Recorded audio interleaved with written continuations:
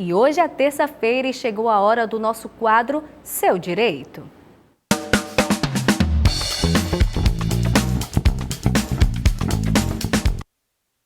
Você sabe o que é alienação parental?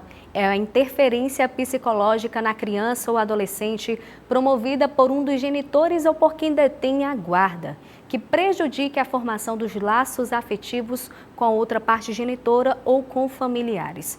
Pesquisas mostram que 80% dos filhos de pais separados sofrem com chantagens emocionais.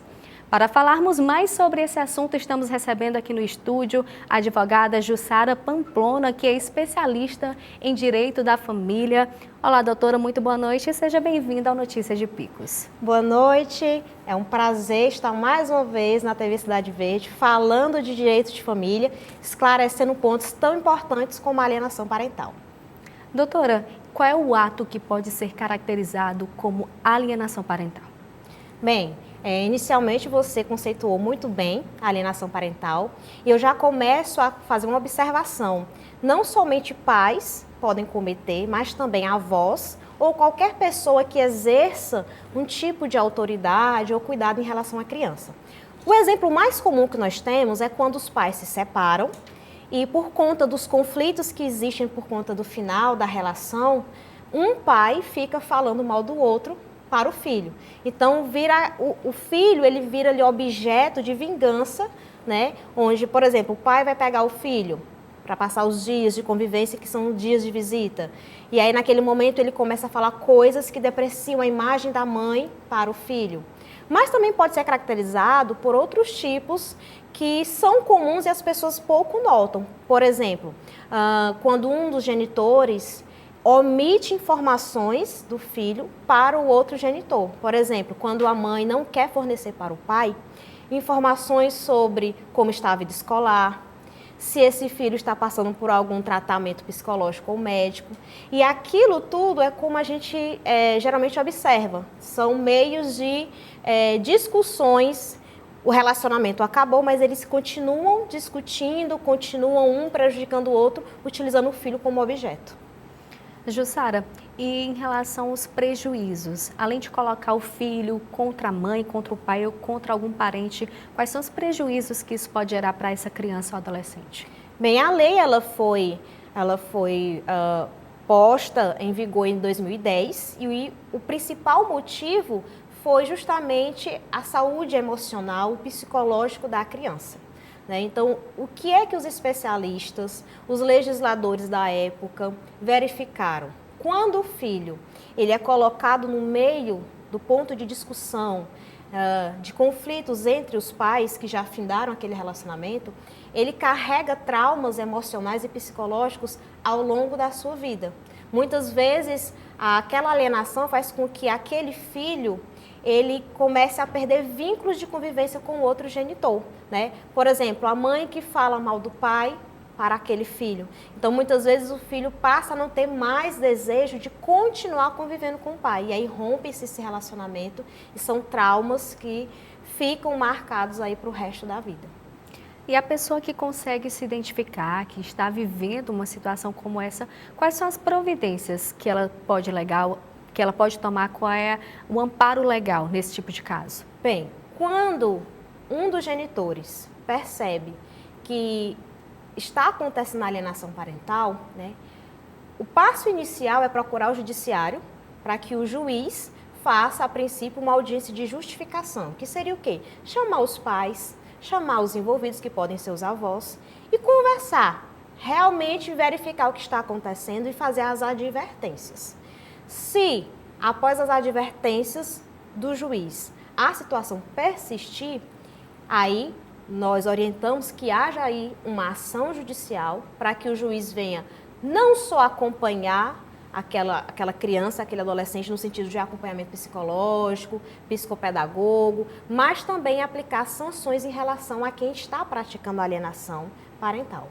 E essas sanções seriam na forma de multa, proibição da guarda? Pronto. A lei, ela coloca alguns dispositivos em relação à sanção. Temos a advertência, temos a multa, mas também temos um ponto muito polêmico de discussão, que é motivo de debates até hoje, que é justamente a questão da guarda. Quando se verifica que existe alienação parental, é comum que, dependendo da situação, o juiz faça uma alteração da guarda. Por exemplo, se era guarda compartilhada, que é a regra geral, o juiz pode aplicar a guarda unilateral para aquele genitor que estava sofrendo com alienação parental. Por exemplo, foi verificado que o pai estava falando mal da mãe para o filho, reiteradas vezes. Então, a guarda não vai ser mais compartilhada com ele, a guarda vai ser agora apenas da mãe. Mas esse é um ponto de discussão que está em pauta essa semana, inclusive, por conta do Maio Laranja, que é o mês de conscientização contra abuso e exploração sexual infantil, porque há uma polêmica de alguns legisladores, de alguns aplicadores do direito que querem que essa lei seja revogada, ou seja, que ela seja anulada, porque muitas vezes mães vão até o judiciário informar que os seus filhos estão sendo vítimas de abuso sexual dos próprios pais e, em contrapartida, os pais alegam que as mães estão fazendo alienação parental em relação ao filho. As mães estão falando mal dos pais para os filhos e aí o juiz inverte a guarda. E aí essa criança, ao invés de ficar com a mãe, pode ficar somente com o pai, que pode ser um abusador. Isso tem gerado muita polêmica, justamente nessa semana, por conta do Maio Laranja. No caso, seria um falso testemunho por parte da mãe, né, doutora? Seria um falso testemunho. Então fica aquela discussão. A lei, ela é benéfica? A lei, ela vai ajudar a criança ou não? Ou ela vai ajudar o abusador? Porque o abusador, ele quer ficar com a criança. E a mãe vem até o judiciário e diz, olha, eu não quero meu filho mais com o pai, porque o pai está abusando do meu filho. E aí, enquanto ela não tem provas, o pai pode, em contrapartida, ir até a justiça dizer, olha, ela está falando mal de mim para o meu filho. Ela não tem provas de que eu estou abusando do meu filho. E aí o juiz pode inverter a guarda. Tira a guarda dela ou diminui o tempo de convivência com ela e coloca o filho para conviver mais com aquele pai. E se ele for abusador? E aí são pontos de discussões muito acalorados, inclusive no Congresso Nacional. Doutora, essa situação se enquadra também no caso de uma violência doméstica, onde aquela relação familiar já está bem estremecida. E como que fica a questão de violência doméstica e alienação parental? Esse é a discussão também porque muitos doutrinadores começam a dizer que a maioria das denúncias de alienação parental são de pais contra mães. Na verdade, nós temos uma pesquisa feita analisando-se os tribunais do Rio de Janeiro, de São Paulo, Bahia também e Rio Grande do Sul, e se verificou que a maioria dos casos de alienação parental são homens que vão até a justiça dizer que as mulheres estão falando mal deles para os filhos. E aí o que se tem levantado o debate é que esses homens, em sua maioria, são homens que já praticaram violência doméstica contra essas mulheres. Então é como se eles estivessem penalizando as mulheres duas vezes. A primeira vez por praticar violência doméstica contra elas e agora por acusá-las de praticar alienação parental para tentar tirar o filho delas. E aí gera-se esse debate porque o judiciário ainda não tem um consenso em relação a isso. Existe a violência do homem contra a mulher, e agora existe ele acusando essa mesma mulher na justiça, dizendo que ela está fazendo alienação parental. Então, nós não temos ainda um consenso em relação a isso. Há debate se essa lei de alienação parental deve ou não permanecer, mas existem casos sim, e é preciso que o juiz tenha um olhar muito sensível para se verificar que aquele pai que está acusando a mãe de alienação parental, ele já cometeu violência doméstica contra ela. Como esse pai ou como essa mãe pode provar, doutora? É interessante e necessário se informar com um advogado especialista, não é Exatamente. isso? O primeiro passo para qualquer tipo de conflito familiar, o primeiro passo é procurar um advogado especialista em causas de família, para dar uma orientação mais precisa e verificar o caso por menores, o caso concreto.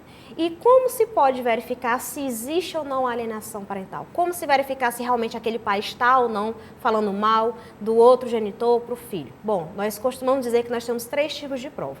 A prova testemunhal, pessoas que convivem ali perto daquela criança, por exemplo, podem verificar que o pai não quer deixar a mãe visitar o filho, porque pode ser que muitas vezes o filho esteja sob a guarda do pai. E aí no dia de visita da mãe, o pai fica colocando dificuldades para a mãe não pegar a criança. Muda os horários, muda-se de cidade, vai para uma cidade mais distante para justamente romper o vínculo com a mãe, um exemplo que nós estamos dando. Então pode ser alguém que está vendo aquela situação, uma professora, um porteiro do prédio. Então esse é o primeiro tipo de prova testemunhal. Temos também aí a prova documental, conversas de WhatsApp, onde, por exemplo, o pai pergunta para a mãe como é que está o boletim escolar, como é que estão as coisas, e a mãe nunca fornece essas informações.